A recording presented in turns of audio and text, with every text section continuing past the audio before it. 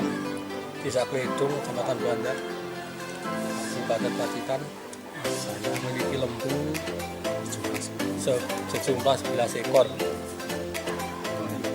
Dengan pakan hanya rumput sama jerami.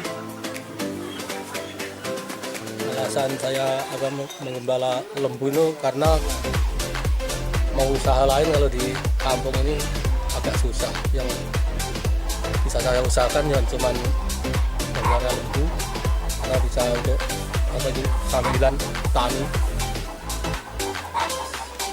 Biasanya kalau 1 tahun tak tentu Pak, jadi sampai 2 ekor, 3 ekor. Kalau musim kebutuhannya agak, kalau jantan itu juga sampai 45.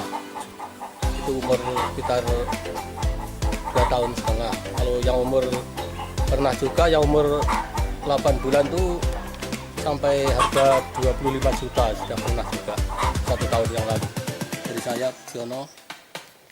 Assalamualaikum warahmatullahi wabarakatuh. Nama saya Mursid, alamat di Dusun Banyuripan. Saya adalah peternak sapi. Penjualan itu belum ada pemasaran yang tetap, jadi itu masih mengandalkan pedagang, intinya begitu. Itu termasuk juga kendala bagi kami para peternak. Dan keuntungannya itu kalau bagi petani atau peternak sapi ini sebagai semacam tabungan itu.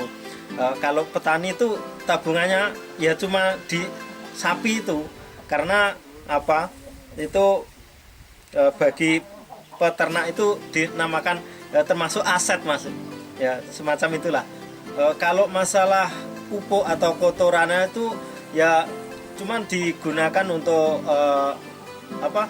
memupuk tanaman itu, karena untuk tanaman tersebut harapannya yaitu masalah peternakan itu ya ada kebijakan dari desa atau dari itu agar peternak itu bisa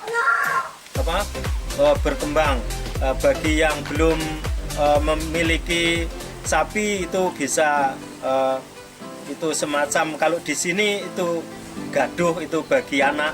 Nah itu pun harapan saya itu bisa berkembang, semua masyarakat itu bisa memiliki aset tersebut. Nah itu harapannya. Saya Suparwanto dari Desa Kledung. Intinya kita memperkenalkan kalau Desa Kledung itu sangat potensi sapi. Dari 1.200 kakak, populasi ternak sampai pada bulan ini itu sudah mencapai sekitar 2.300-an. Tapi dari peternak ini ada beberapa tipe. Ada yang tipe breeding, itu diambil anaknya. Ada juga yang tipe penggemukan seperti ini.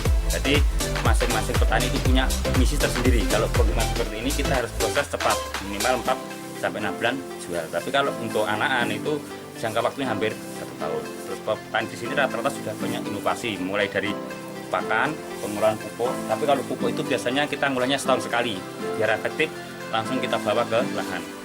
Terus pemanfaatan jerami seperti ini untuk stok pakan pada musim kemarau.